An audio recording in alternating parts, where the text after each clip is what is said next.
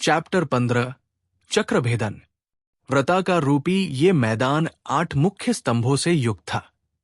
प्राचीन काल में जब इस भूमिगत अंड का निर्माण हुआ तो कोई भी इससे अवगत न था।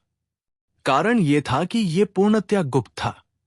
परंतु रुद्र ने यहां अपना ध्यान केंद्र बनाया।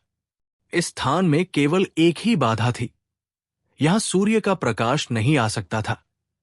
सूर्य तत्व की आवश्यकता हमारे शरीर को होती है। यह हमारे शरीर में एक ऐसी ऊर्जा का प्रवाह करवाती है जिसका अनुभव हम दैनिक जीवन में कर सकते हैं। अंधकारमय स्थान पर अधिक समय ध्यानमग्न होने से तामसी शक्तियों में वृद्धि होती है, ऐसा रुद्र का मानना था। अतः उन्होंने इसके मध्य भाग में एक छिद्र किया। अपराह में जब सूर्य की किरणें समकोण पर गिरती थी तो कुछ समय के लिए उस अंडाकार स्थान में भी प्रवेश करती थी। वहां का वास्तु दोष दूर हो चुका था। अनेक संभावनाओं के द्वार खुल चुके थे। उन्हीं संभावनाओं में से एक का उपयोग कर विश्वकर्मा ने खेल का नया प्रारूप निश्चित किया था। अनेक ज्यामितीय रचनाओं, स्तंभों की स्थितियों, मंत्रों एवं उपकरणों के माध्यम से कल्पनाओं की नई रचनाएं होने वाली थी। मैदान में उपस्थित अधिकांशतः जन इस विज्ञान से अनभिज्ञ थे। शिव भी उनमें से एक था। एक वृत्ताकार भाग में 8 स्तंभों को उसकी परिधि में बराबर दूरी पर लगाया गया था। ऊर्जा रेखाओं द्वारा इन्हें विकर्णों में जोड़ा हुआ था। कुल 20 विकर्ण बनाए गए थे। सभी प्रतिभागी अपने कक्षों में यथास्थान बैठ चुके थे। एक घोर शंखनाद हुआ। ये खेल के प्रारंभ की घोषणा थी। सभी ने अपने प्रिय प्रतिभागी को अपनी दृष्टि के समक्ष कर लिया था। ये सभी के लिए एक नया अनुभव था। विश्वकर्मा अपने हाथों में एक चौकड़ी लेकर बैठा हुआ था। ये धातु की थी। धातु बहुत लचीली थी, इसे समेटा जा सकता था। उसमें अनेकों प्रकार के रंगों वाली पंक्तियां थी जो गतिशील थी। समस्त प्रकार की गणना एवं खेल की प्रगति एवं किसी प्रकार की समस्या इसी से विश्वकर्मा संचालित करता था। एक ध्वनि का उद्भव हुआ, ओम। ये खेल के प्रारंभ होने की सूचना थी। प्रतिभागी एवं दर्शक दोनों खेल से जुड़ गए थे। सभी ने अपने नेत्र बंद किए। सामने जो दृश्य था वो मरुभूमि का था। दूर दूर तक कुछ नहीं था। जहां तक दृष्टि जा रही थी केवल मरु दिखाई पड़ती थी। किसी प्रकार का कोई वृक्ष नहीं था। किसी की छाया नहीं थी। प्रकाश का अनुभव किया जा सकता था परंतु कोई प्रकाश का स्रोत नहीं था। यह आश्चर्यचकित कर देने वाली बात थी। परंतु सब कुछ ऐसा ही होना था क्योंकि यह काल्पनिक संसार था। सामने जो कुछ भी दृश्य या अदृश्य था वो कल्पना मात्र थी। यही इस खेल की वास्तविकता थी। सभी अपने वास्तविक रूप में थे। शक्ति ने भी अपनी हथेलियों को देखा। उसने पूरे हाथों का निरीक्षण किया। तत्पश्चात उसने शरीर का हर वो भाग देखा जो उसे दृश्य था। कुछ नहीं बदला था। तुरंत ही परिस्थितियां बदली। वायु ने अपनी गति में वृद्धि की। उसने मरु के कणों को अपने साथ उड़ाया। एक रेत का बवंडर बना। यह बवंडर विकराल होता जा रहा था। सभी प्रतिभागियों के लिए समान परिस्थिति थी। उस स्थल पर जितने भी जन थे जो इस खेल का आनंद उठाना चाहते थे, सभी ने मुकुट धारण किए हुए था। जैसा कि उन्हें बताया गया था, सभी ने अपने दृश्य का चुनाव कर लिया था। अधिकतर वायुदेव को देखना चाहते थे। जिस प्रकार वो युद्ध करते थे उनकी कीर्ति संपूर्ण जगत में थी। प्रथम चरण प्रारंभ हो चुका था। वो बवंडर 7 भिन्न बवंडरों में विभक्त हो गया। उनमें से 7 प्राणी बाहर आए। 7 पूरी तरह वस्त्रों से ढके हुए थे। केवल उनके नेत्र ही देखे जा सकते थे। सभी के हाथों में खड्ग थे जो कि भिन्न भिन्न आकार के बने हुए थे। प्रकाश गिरने से सभी चमक रहे थे। कोई भी शस्त्र साधारण नहीं था। सभी दिव्य प्रतीत होते थे। जिन्हें ज्ञात था कि क्या हो रहा है वो जानते थे कि क्या करना है। परंतु जो नहीं जानते थे उनके हृदय की गति बढ़ चुकी थी। शिव ने खेल को देखने के लिए शक्ति का चुनाव किया था। वो शक्ति को देख सकता था। समीप से वो उसे नहीं देख पाया था। वो उसके भी कई अधिक सुंदर थी जैसा उस चित्र को देखकर शिव ने अनुमान लगाया था। उसके नेत्र न अधिक बड़े थे न छोटे उनका वर्ण नीला था, समुद्र की भांति। भुएं सुव्यवस्थित एवं सुंदर आकार में थी। वो न अधिक मोटी थी न अधिक पतली। उसकी नाक एवं मस्तक का आकार समान था। नाक त्रिकोणाकार नहीं थी, अपितु गोल भी नहीं थी। आंखों का आकार नाक की मोटाई के बराबर था। उसके होंठ ऊपर से धनुषाकार थे। वो कुछ मात्रा में बाहर की और उभरे हुए थे। उसके गाल न अधिक उभरे हुए थे न अधिक अंदर धसे हुए। उसकी ठोड़ी न पूर्णतया तिकोनाकार थी न वृत्तकार। उसके कान न अधिक बड़े थे न ही अधिक छोटे। कर्ण न अधिक बाहर की ओर निकले हुए थे न अधिक अंदर की ओर धसे हुए। उसने अपने केशों को पीछे की ओर खींचकर बांधा हुआ था। उसके कानों में कुंडल उसी समान आभूषित हो रहे थे जैसे चतुर्थी पर चंद्रमा होता है। उसकी गर्दन लंबी थी जिस पर एक सर्पिलकार आभूषण था। उसके कंधे बलिष्ठ थे एवं उसके हाथों की मांसपेशियां ये इंगित कर रही थी वो शस्त्रों एवं अस्त्रों के प्रयोग में निपुण थी। शिव शक्ति को देख ही रहा था कि शक्ति पर आक्रमण हो गया। ये आक्रमण केवल शक्ति पर नहीं हुआ था, अपितु समस्त प्रतिभागियों पर हुआ था। शिव के हृदय की गति तीव्र हो गई थी। वो सातों प्राणी जो किसी अज्ञात प्रजाति के प्रतीत होते थे, शक्ति पर एक साथ आक्रमण करने की अवस्था में थे।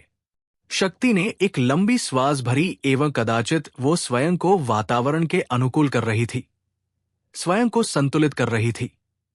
ये एक महान योद्धा का गुण है। शत्रु कितना ही बलशाली हो, वो कदापि विचलित नहीं होता। क्षण पश्चात शक्ति के दोनों हाथों में खड़ग थे। दोनों ही अर्धचंद्राकार थे। अपनी मानसिक शक्ति का प्रयोग करके शक्ति ने ये खड़ग उत्पन्न किए थे। वो शस्त्रों का उचित ज्ञान रखती थी। बाल्यकाल से ही उसका ध्यान युद्ध कौशल की ओर था। आध्यात्म, धर्म, शस्त्र, राजनीति, अर्थशास्त्र, संगीत, नृत्य, इन सभी की शिक्षा उसने एकाग्रचित्त होकर ग्रहण की थी एवं नित्य अभ्यास से वो इन सभी में निपुण थी। सभी के साथ हुए भीषण युद्ध के पश्चात भी अद्भुत युद्ध कौशल का परिचय देते हुए उसने सभी शत्रुओं को समाप्त कर दिया। दोनों हाथों से शस्त्रों का उपयोग करना कदापि सरल कार्य नहीं होता है। बाल्यकाल में ही इस बात का निर्धारण हो जाता है कि हम शरीर के किस भाग का अधिक उपयोग करेंगे, दाएं या बाएं। उसी अनुसार हमारा मस्तिष्क कार्य करता है एवं स्वयं को विकसित करता है। परंतु यदि हम इस प्रकार का कार्य करें जिसमें हमें दोनों भागों का एक साथ उपयोग करना हो, तो इसमें मस्तिष्क का असाधारण संतुलन चाहिए। दोनों को इस प्रकार चलना होता है कि वो न तो आपस में भिड़े और न ही स्वयं के शरीर को स्पर्श करे। दोनों हाथों की गति एक गणितीय सिद्धांत के समान कार्य करती है, जो कि समान अंतराल में अपनी क्रिया का अनुसरण करते हैं। वो इनके संवेग को संतुलित करने हेतु स्वयं भी अपने शरीर की गति को संतुलित कर रही थी। वो आवश्यकता अनुसार घूर्णन एवं दौलन एवं अन्य प्रकार की गतियों के साथ उन शस्त्रों की गति को संतुलित कर रही थी, जिससे वो एक विशिष्ट कोण पर गति कर रहे थे और उत्पन्न गतिज ऊर्जा से शत्रु के शरीर के अंग भंग कर रहे थे। मृत होते ही वो स्वर्ण भस्म में परिवर्तित हो जाते थे। वे सभी युद्ध कौशल ने निपुण थे, परंतु उनकी निपुणता शक्ति के सम्मुख नगण्य प्रतीत हुई। शक्ति अकेली नहीं थी जिसने उन सभी को परास्त किया था। समस्त प्रतिभागी प्रथम चरण पार कर चुके थे। सभी के द्वारा चक्र भेदा जा चुका था। सभी प्रतिभागी अपने शत्रुओं को पराजित कर अपने शरीर को विश्राम दे रहे थे। ये साधारण युद्ध नहीं था, उन्हें अनवरत प्रहार करने पड़े थे। शत्रु संख्या में 7 थे एवं सभी कुशल योद्धा थे। उन्हें शस्त्र से युद्ध करने की कलाएं ज्ञात थी। वो समस्त दिशाओं से प्रहार कर रहे थे। अभी विश्राम प्रारंभ ही हुआ था कि वातावरण परिवर्तित हो गया। अब उनके समक्ष भूमि थी, वृक्ष भी थे। शिव का ध्यान पूर्णतया शक्ति पर ही केंद्रित था। किसी अन्य प्रतिभागी को तो वो देखना ही नहीं चाहता था। वो शक्ति की प्रत्येक गति को देख रहा था। वो उसकी प्रवृत्ति को समझने का प्रयत्न कर रहा था। उसने देखा शक्ति चारों ओर देख रही थी। वो परिस्थितियों का आकलन कर रही थी। उसने देखा भूमि पूर्णतया हरी है। जैसे छोटे छोटे पादप समस्त भूमि को ढके हुए हो, एवं वृक्ष भी अधिक नमी युक्त थे। वातावरण में आर्द्रता अधिक थी। शरीर से बहने वाले पसीने से वो ये अनुभव कर सकती थी। वृक्षों के तने की लंबाई इतनी नहीं थी जितनी दिख रही थी। वो भूमिगत प्रतीत हो रहे थे। चारों ओर की शांति को वो अनुभव कर सकती थी। समय के साथ परिस्थिति में परिवर्तन आ रहा था। भूमि पर उपस्थित पादप केवल छलावा थे। वो पादप युक्त दिखने वाली भूमि भूमि नहीं थी। उसने अनुमान लगा लिया था कि वो कहाँ है। ये दलदल था। बस भूमि का वही टुकड़ा शेष था जिसमें वह थी। वो अभी स्वयं को वातावरण में संतुलित करने का प्रयत्न कर ही रही थी कि उसे कुछ ही दूरी पर क्रिया होती हुई दिखाई पड़ी। सर्प के समान कुछ गति करते हुए उसी ओर आ रहा था जिस ओर शक्ति खड़ी थी। अब और समीप आ चुका था। वो एक पूंछ थी, परंतु अभी उसका ऊपरी भाग ही दिख रहा था। वो आश्चर्यचकित कर रहा था क्योंकि केवल अस्थियां दिख रही थी जो कांटों के समान जल से बाहर निकली हुई थी।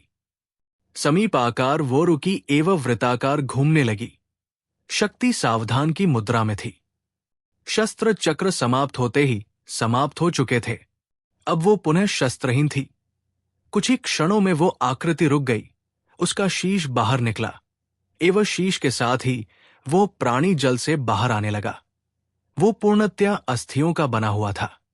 उसका मुख लंबा था एवं उसके दांत नुकीले थे एवं संख्या में भी अधिक थे।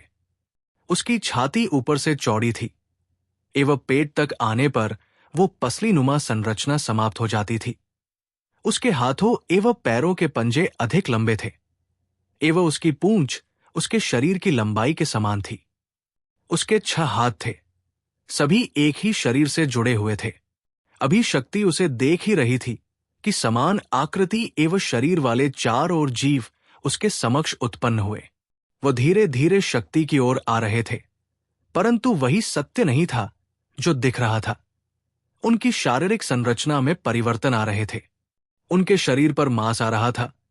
कुछ ही क्षणों में उनके शरीर में अद्भुत परिवर्तन आ गया था। वो अब केवल कंकाल मात्र नहीं थे। शक्ति ने आने वाली परिस्थिति को भांप लिया था। उसके हाथ में परसा था। वो साधारण से अधिक बड़ा था। उसमें दोनों ओर धार थी। वो दिव्य अस्त्र की भांति आकर्षक एवं विनाशकारी था। मध्य में उसका आधार था जो कि किसी सुढ़ूद लकड़ी का बना हुआ था। उस पर हुई महीन चित्रकारी को देखकर शक्ति की काल्पनिक क्षमता का आभास लगाया जा सकता था। इसके दोनों ओर अर्धचंद्राकार धातु की आकृति थी। उसकी धार केश के समान थी एवं मध्य में आते हुए हथेली के समान मोटाई की थी। वो एक भारी शस्त्र था। उसे चलाने के लिए शुद्ध हाथ चाहिए जो उसके भार को संतुलित कर सके। इसकी आवश्यकता तब और आवश्यक हो जाती थी जब उसे घुमाया जाता। बाल्यकाल में उसने अनेकों प्रकार के शस्त्र देखे थे। परसा एक ऐसा शस्त्र था जो यदि पूर्ण सामर्थ्य से चलाया जाए तो किसी भी वस्तु को भंग करने में सक्षम है, और यदि वह परसा दोनों ओर से चलाया जा सकता हो तो वो और भी हानिकारक हो जाता था। निसंदेह शक्ति के पास उस शस्त्र को चलाने का संपूर्ण सामर्थ्य था। वो इसे चलाने में अभ्यस्त थी। यही कारण था कि उसने उस शस्त्र की उत्पत्ति की थी। शक्ति ने बिना किसी विलंब के उस शस्त्र को दोनों हाथों से पकड़ा। उसका दायां हाथ ऊपर एवं बायां हाथ नीचे की ओर था। उसने शस्त्र को चारों ओर घुमाया। अपने मुख के ऊपर दाहिनी ओर से होते हुए विकर्ण में उसने इस शस्त्र को घूमना प्रारंभ किया एवं उसे को पाद बनाते हुए अपने शरीर को भी उसी प्रकार घुमाया। 3 बार घूमने पर वो शत्रु के समीप थी और चौथे वार में उसने अपने शस्त्र से उस प्राणी के 2 भाग कर दिए। वो कुछ समझ पता इससे पहले ही उसका शरीर जल के समान चारों ओर बिखर गया। धोष शरीर का इस प्रकार द्रव्य बन जाना अचरज का विषय था, परंतु ये शक्ति के लिए नहीं, शिव के लिए था। उसने पुनः उसे घुमाते हुए एक और शत्रु का शीश उड़ा दिया। बाकी बचे 3 अब परिस्थिति को समझ चुके थे एवं उनका शरीर अब पहले से कई अधिक बलशाली हो गया था। उनके हाथ अब और अधिक बलशाली हो गए थे। उसके मस्तक पर भी सिंह भी आ चुका था। उसकी पूंछ भी अब कठोर हो गई थी।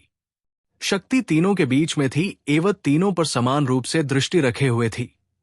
उनमें से एक ने शक्ति की ओर आक्रमण किया।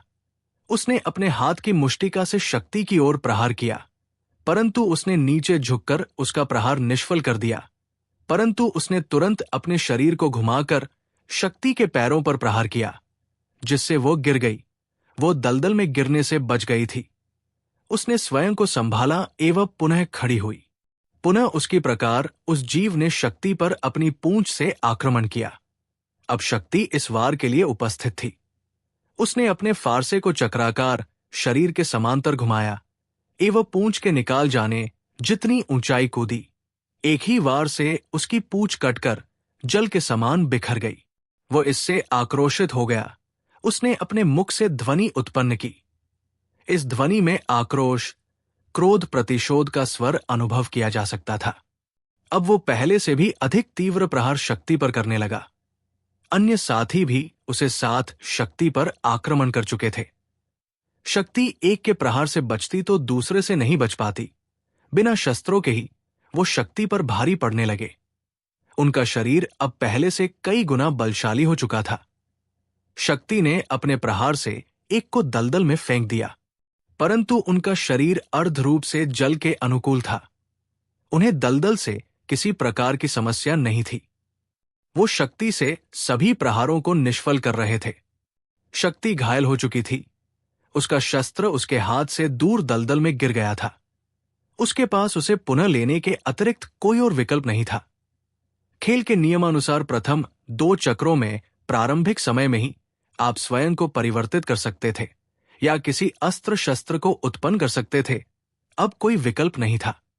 पुनः उस पर आक्रमण किया गया, परंतु अब उसने अपने शरीर को स्थान से विस्थापित करके स्वयं को बचाया एवं कूदकर दलदल में छलांग लगा दी।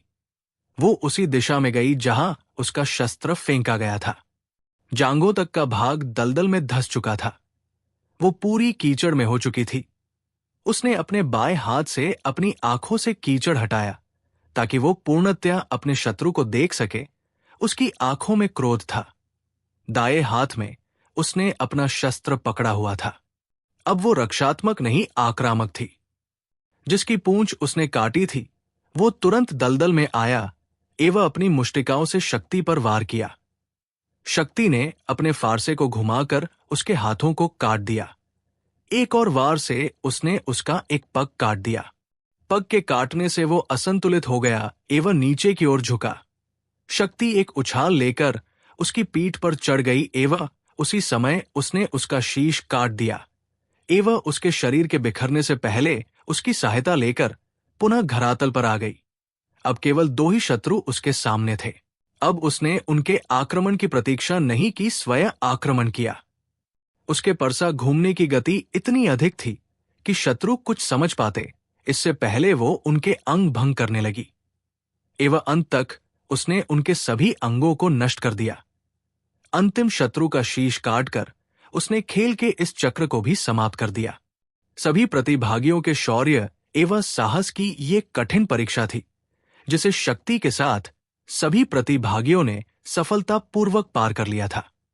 अनेकों प्रकार के अस्त्रों को उत्पन्न कर एवं अपने शरीर के आकार को परिवर्तित कर उन्होंने युद्ध एवं मानसिक कौशल का परिचय देते हुए इस चक्र को पार कर लिया था।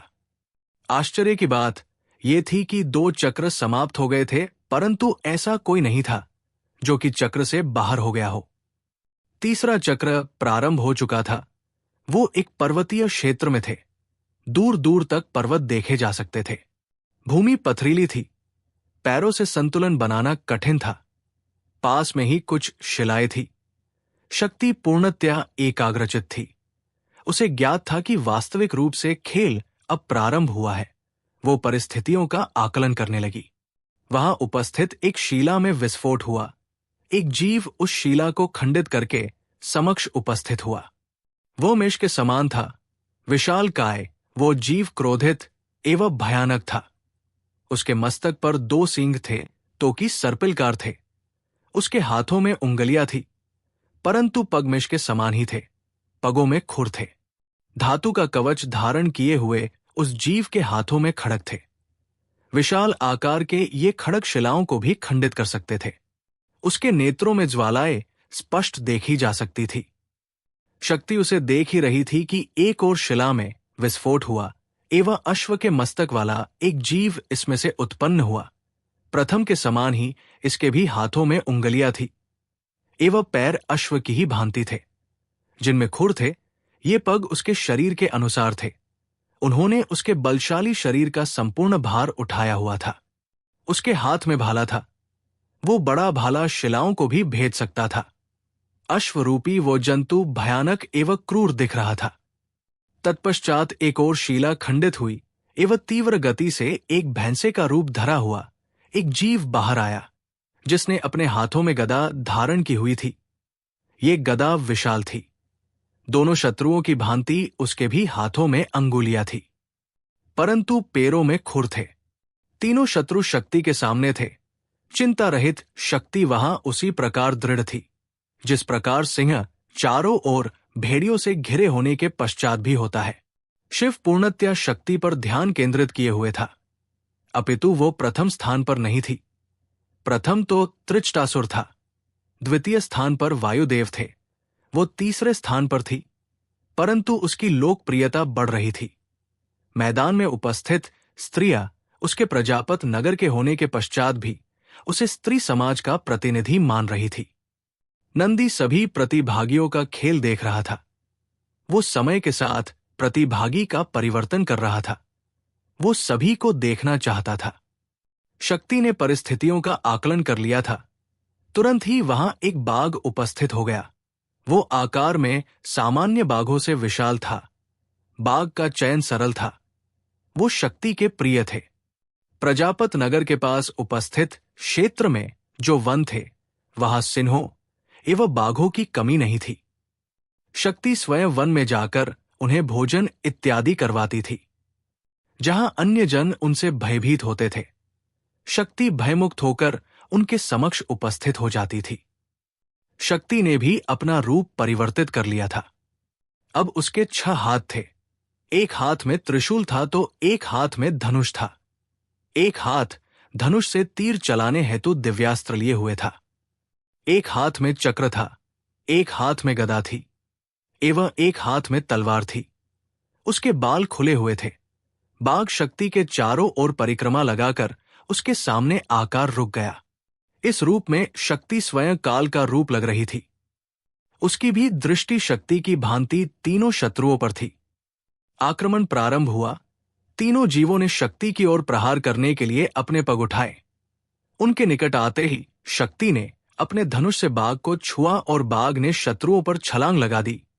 उसने मेष का रूप धारण किए हुए जीव पर आक्रमण किया एवं उससे युद्ध करने लगा। शक्ति बचे हुए शत्रुओं पर धनुष से तीर चलाने लगी। उसके तीर तीव्र गति से उनकी ओर आ रहे थे। कुछ तीर उनके लग रहे थे, कुछ उनसे टकरा कर गिर जाते थे। इसका कारण था कि उन्होंने धातु के कवच धारण किए हुए थे। दोनों को शक्ति की ओर बढ़ता देखकर वो सिंहमिष को छोड़कर अन्य 2 की ओर लपका। शक्ति भी अब उनके समीप आ चुकी थी। गदाधारी भेसे के रूप वाले जीव से वो गदा युद्ध कर रही थी एवं भाला लिए हुए अश्वरूपी जीव से वो त्रिशूल से लड़ रही थी। साथ ही वो मिष द्वारा किए जाने वाले आक्रमण को अपनी तलवार से रोक रही थी। बाघ शत्रुओं को विचलित करने में उसकी सहायता कर रहा था। घोर युद्ध हो रहा था। देखने वालों की हृदय गति बढ़ती जा रही थी। युद्ध गतिशील था कि बाघ ने अश्वरूपी प्राणी की जंघा पर अपने नुकीले दांतों को गाद दिया। वह चिल्ला उठा। उसने अपने भाले को बाघ के सीने में घोंप दिया। प्रहार प्राण घटक था। वो बाघ के हृदय तक पहुंच गया था। उसने शत्रु की जंघा को फाड़ दिया था, परंतु अपने प्राण देने पड़े। उसे इस प्रकार मृत होते देख शक्ति को दुख हुआ एवं उसने अपने हाथ में उपस्थित चक्र को तीव्र गति से फेंका। उसका घूर्णन इतना अधीत था कि उसने तुरंत अश्वरूपी वो मस्तक भूमि पर आ गिरा। मेष को वो बाघ पहले ही घायल करके जा चुका था, तो शक्ति को उसके प्राण लेने में अधिक कठिनाई नहीं हुई एवं अंत में उसने अंतिम शत्रु के प्राण हर के इस चक्र का भी अंत किया।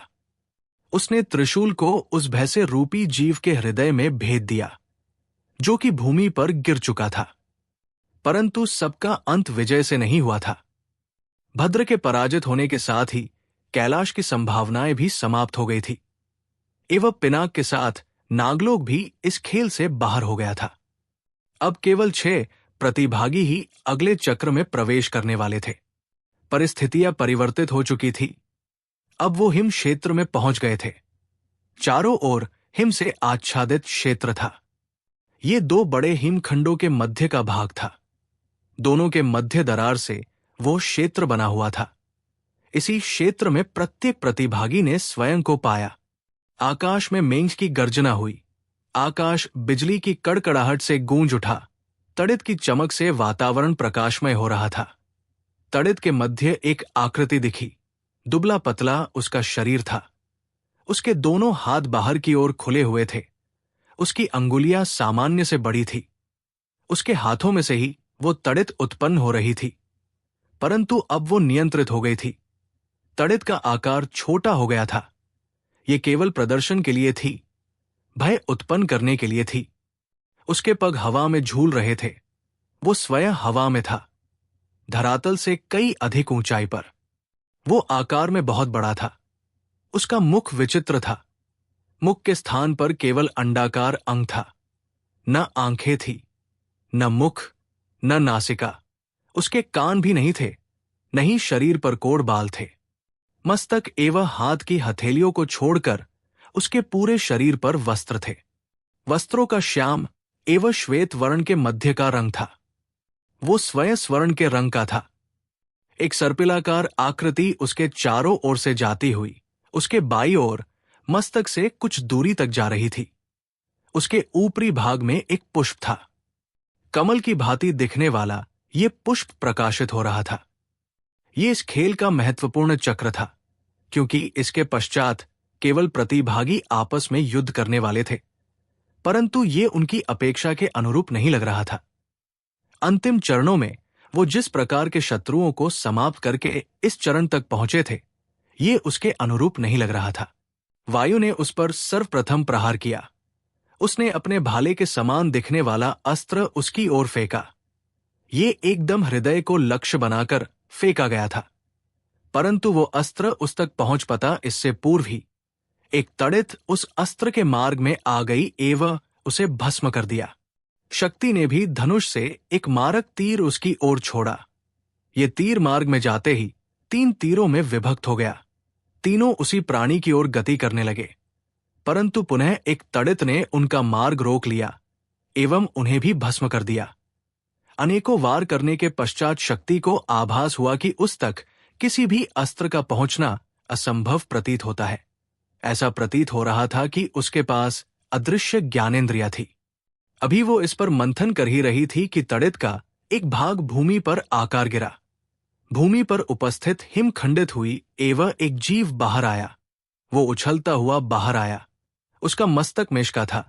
उसके घुमावदार एवं बड़े तथा कठोर दिखने वाले सींग थे। उसके पग भी मेष के ही भांति थे, परंतु छाती व हाथ वैसे न थे। उसके हाथों में गदा थी। गदा के ऊपरी भाग में नुकीले कांटे थे। वो शक्ति की ओर आया। शक्ति ने तुरंत एक गदा उत्पन्न की। जीव ने छलांग लगाकर गदा से शक्ति के उस पर प्रहार किया। प्रहार पूरी क्षमता से किया गया था, परंतु शक्ति एक कुशल योद्धा थी। सभी प्रकार के अस्त्रों एवं शास्त्रों की विद्या उसने ली हुई थी। उसने तुरंत एक पग के घुटने को भूमि पर टेक दिया एवं दोनों हाथों से गदा को क्षैतिज रूप में पकड़कर उसके प्रहार को रोक लिया। शत्रु ने पुनः गदा उठाई। वो पुनः प्रहार करने वाला था, परंतु उसके प्रहार से पूर्व ही शक्ति ने अपनी स्थिति परिवर्तित कर ली। उसकी इस तत्परता को वह प्राणी नहीं समझ पाया। उसने प्रहार किया, परंतु शक्ति उसके पीछे आ चुकी थी। शक्ति ने एक ऊर्ध्वाधर गति में अपनी गदा को चलाया। ये ऊपर से नीचे की ओर आई, पूरी शक्ति के साथ। शक्ति के बल के साथ इसमें गुरुत्वीय बल का भी प्रभाव था। यह शत्रु के मस्तक पर एक निर्मम प्रहार था। इससे वो तुरंत हिम के लघु खंडों में विभक्त हो गया। एक ओर तड़ित भूमि पर आ गिरी एवं उससे एक और जीव उत्पन्न हुआ। शारीरिक संरचना में ये पूर्व की भांति ही था। शक्ति भाम चुकी थी, वो बलशाली है। एक द्वंद्वयुद्ध के पश्चात शक्ति ने उसे भी समाप्त कर दिया। उस प्राणी के हाथों से निकलने वाली तड़ित अब भूमि पर आ गई थी। भूमि पर गिरने से पूर्व वो 2 भागों में विभक्त हो गई थी। उसने द्वार का रूप ले लिया था। कुछ ही क्षण में उसमें से वही प्राणी बाहर आया, परंतु इस समय वो अकेला नहीं था। शक्ति को भान हो चुका था कि केवल गदा से इन्हें पराजित नहीं किया जा सकता। उसने 2 ओर हाथ उत्पन्न किए जिसमें धनुष बाण थे। अनेक प्राणघातक बाण उसने अपने धनुष से चलाने प्रारंभ किए, परंतु जितनों को वो मारती उससे अधिक बाहर आने लगे। शक्ति ने अपने रिक्त हाथ में भाला ले लिया। अब वो चारों हाथों का प्रयोग कर रही थी, परंतु शत्रु बढ़ते ही जा रहे थे। उन्होंने शक्ति को घेर लिया था। वो चारों ओर थे। शक्ति ने अनुभव किया कि अब धनुष से कोई लाभ नहीं है। उसने धनुष का त्याग कर दिया। अब उसके एक हाथ में त्रिशूल, दूसरे में गदा, तीसरे में खड्ग, एक चौथे में कृपाण थी। उसने चारों हाथों से उनका प्रयोग करना प्रारंभ किया। वो उसने समाप्त करती ही जा रही थी। अनवरत वार करने के पश्चात वो उन्हें समाप्त करने में सक्षम हुई। अब वो संख्या में कम बचे थे। शक्ति में देखा एक और द्वार उत्पन्न हो गया है। कुछ ही क्षण में एक और, अब तो द्वार बढ़ते जा रहे थे। वो सब जीव अपनी गदा के वार से, अपने नुकीले कांटों के समान भालों से एवं अन्य अस्त्रों एवं शस्त्रों से शक्ति को क्षति पहुंचा रहे थे। उनकी संख्या बढ़ती ही जा रही थी। उन्हें रोकना असंभव प्रतीत हो रहा था।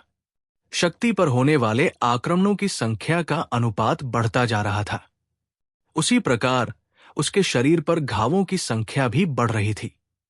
जब परिस्थितियां हमारे अनुकूल नहीं होती है, तो हमारे मन में विचारों की संख्या बढ़ती है। विचार बढ़ने से हमारी एकाग्रता नष्ट होती है। तत्पश्चात हम ऐसी स्थिति में आ जाते हैं कि कोई भी अन्य कारण या परिस्थिति हमें क्रोध दिला सकती है। क्रोध की अपनी अलग परिभाषा है। ये स्वयं का अहित करता है, ये सत्य है, परंतु यदि इस पर हमारा नियंत्रण हो तो ये हमें सफलता भी दिला सकता है, क्योंकि कई बार सफलता विनाश के बाद मिलती है, चाहे ये मन की विकृतियों का विनाश हो अथवा शत्रु का। शक्ति का क्रोध भी बढ़ता जा रहा था। शिव पूरी एकाग्रता से शक्ति को देख रहा था। क्रोध के साथ उसका शरीर काला पड़ता जा रहा था। उसने अपने शरीर का आकार बढ़ाया। उसका पूरा शरीर काला हो गया था। उसके केश खुल चुके थे। उसने रौद्र रूप धारण कर लिया था। इसी रूप से उसने शत्रुओं पर आक्रमण कर दिया। उसके 4 हाथ थे, त्रिशूल, कृपाण, खड्ग, गदा लिए। ये हाथ शत्रुओं को समाप्त करते जा रहे थे। जिस प्रकार वन में लगी अग्नि समस्त वन को जलाकर भस्म कर देती है। कितना भी पुराना वृक्ष हो, वो उस अग्नि में भस्म हो जाता है। उसी प्रकार शत्रु रूपी वो सभी जीव उसकी क्रोधाग्नि से भस्म हो रहे थे। वो निरंतर अनवरत शत्रुओं का विनाश कर रही थी। जो कभी असंख्य दिख रहे थे, वो अब अल्पसंख्यक बन गए थे, परंतु उनकी उत्पत्ति का स्रोत अभी समाप्त नहीं हुआ था। शक्ति को यह ज्ञात हो गया था कि उसे किस प्रकार समाप्त करना है, क्योंकि यदि उसे समाप्त नहीं किया गया तो ये अनादि काल तक चलने वाला युद्ध बन जाएगा। उसके अपने शरीर का आकार और बढ़ाया एवं उस ओर छलांग लगा दी जहां तड़ित से घिरा हुआ वो जीव था जो इस परिस्थिति का जनक था। उसने खड्ग से उस पुष्प को काटकर अलग कर दिया जो कि उस जीव के चारों ओर लिपटा हुआ था। पुष्प के कटते ही चक्र समाप्त हो चुका था। शत्रुओं से भरा हुआ वो मैदान अब रिक्त हो चुका था। चारों ओर भयानक दृश्य उत्पन्न हो गया था। केवल मारे हुए जीवों के अवशेष ही वहां उपस्थित थे, जो इस बात का सूचक थे कि वहां प्रचंड युद्ध हुआ था। शिव ने अपनी मुष्टिका से अपनी जंघा पर मारा। ये प्रसन्नता का सूचक था, परंतु शक्ति का ये रूप देखकर वो भयभीत भी हो गया था। अभी तक उसने शक्ति का मोहित कर देने वाला रूप ही देखा था। वो शक्ति की युद्ध कला का प्रशंसक हो गया था। उसके अनुसार शक्ति विजेता हो सकती थी, परंतु ये इतना आसान नहीं था। वो खेल के एक ही रूप देख रहा था। अन्य प्रतिभागी भी थे जो इस खेल में इस चक्र तक आ चुके थे। शक्ति की ओर से ये चक्र समाप्त हो चुका था।